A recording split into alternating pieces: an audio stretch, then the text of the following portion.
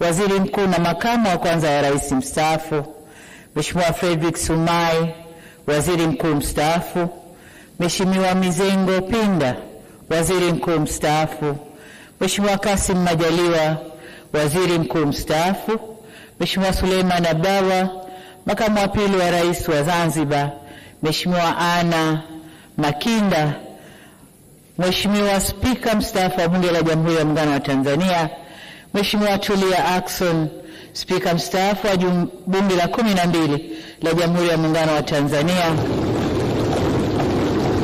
la Wawakilishi Mheshimiwa Daniel Baransilo, Naibu Spika wa Bunge la Jamhuri ya Muungano wa Tanzania; Mheshimiwa George Masaju, Jaji Mkuu wa Mahakama ya Tanzania; Mheshimiwa Hamis Ramadhani Abdallah, Jaji Mkuu wa Zanzibar; waheshimiwa wabunge wote wa Bunge la Jamhuri ya Muungano wa Tanzania; Mheshimiwa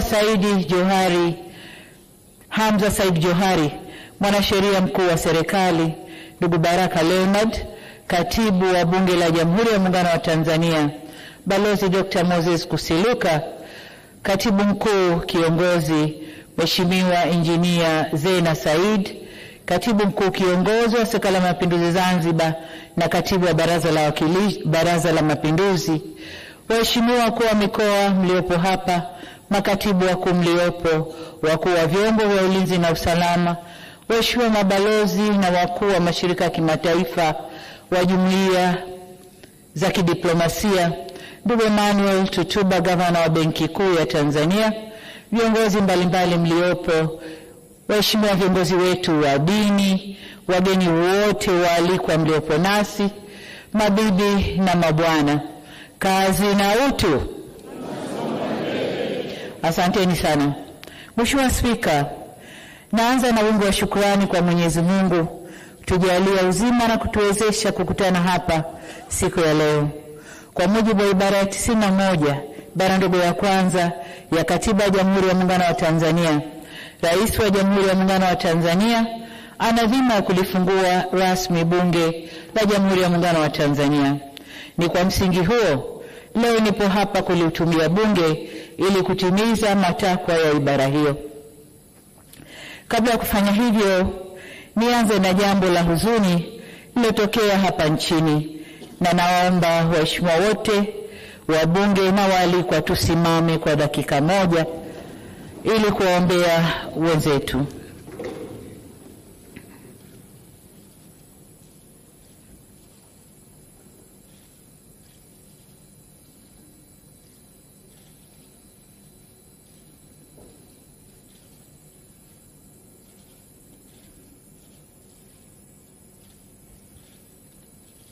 Waheshimiwa, tukae tumwombe Mwenyezi Mungu aziweke roho za waliopoteza maisha kwenye vurugu zilizotokea tarehe 29 siku ya uchaguzi hapa nchini kwetu. Mungu awape malazi mema ya amani. Amen. Mimi binafsi, waheshimiwa wabunge, nimehuzunishwa sana na tukio lile. Natoa pole kwa familia zote zilizopoteza wapendwa wao, na tunaomba Mwenyezi Mungu kama tulivyoomba awapumzishe kwa amani. Aidha, kwa majeruhi tunawaombea wapone kwa haraka, na kwa wale waliopoteza mali zao tunawaomba wawe na stahamala na uvumilivu. Serikali imechukua hatua ya kuunda tume ya kuchunguza yaliyotokea, yani inquiry commission, ili tujue kiini cha tatizo. Taarifa hiyo itatuongoza kujielekeza kwenye mazungumzo ya kuleta maelewano na amani.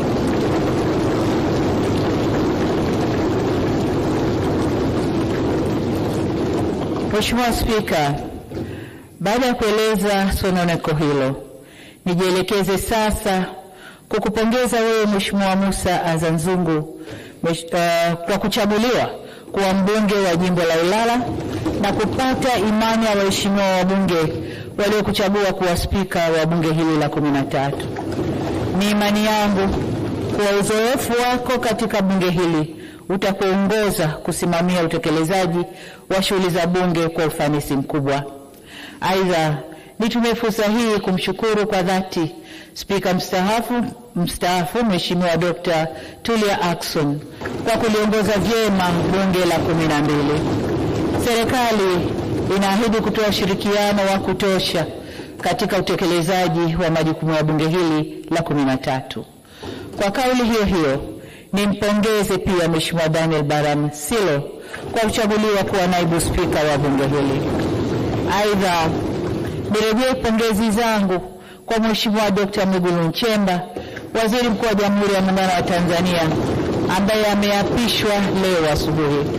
Niwapongeze pia waheshimiwa wabunge wote kwa kuaminiwa na Watanzania kuwawakilisha katika kazi adhimu ya kutunga sheria, kuishauri na kuisimamia serikali kupitia bunge hili la 13.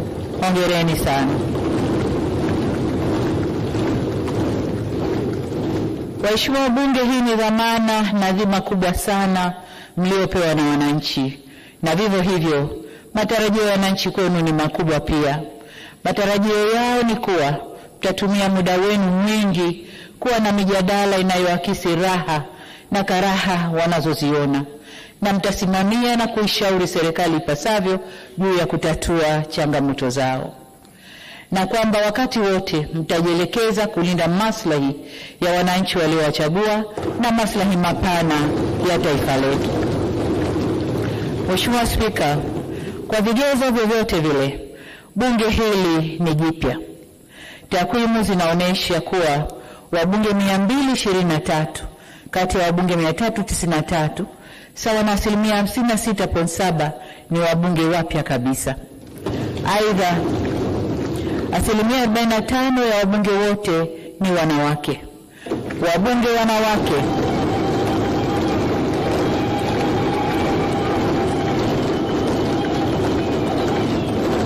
asante. Hongereni sana wabunge wanawake. Mheshimiwa Spika, tunasogelea 50%. Tuko 40 point. Wabunge wanawake waliogombea majimboni safari hii ni 36, ikilinganishwa na wabunge 21 katika bunge lililopita. Takwimu hizi zinatueleza kuwa uchaguzi mkuu umeleta mabadiliko makubwa kwa kuongezeka kwa idadi ya wabunge wanawake walioshinda kupitia majimbo na kuongeza idadi ya wabunge wanawake wa viti maalum. Mheshimiwa Spika, uchaguzi mkuu wa kuchagua rais wa Jamhuri ya Muungano wa Tanzania, rais wa Zanzibar na mwenyekiti wa Baraza la Mapinduzi, wabunge, wajumbe wa Baraza la Wawakilishi na madiwani ulifanyika tarehe 29 Oktoba mwaka huu nchini kote. Watanzania kwa mamilioni walijitokeza kupiga kura na kuchagua viongozi waliowataka. Kazi iliyo mbele yetu sasa ni kujenga mshikamano na umoja wa kitaifa, ili sote kwa pamoja tuijenge, tuitunze na tuilinde nchi yetu na kuzidi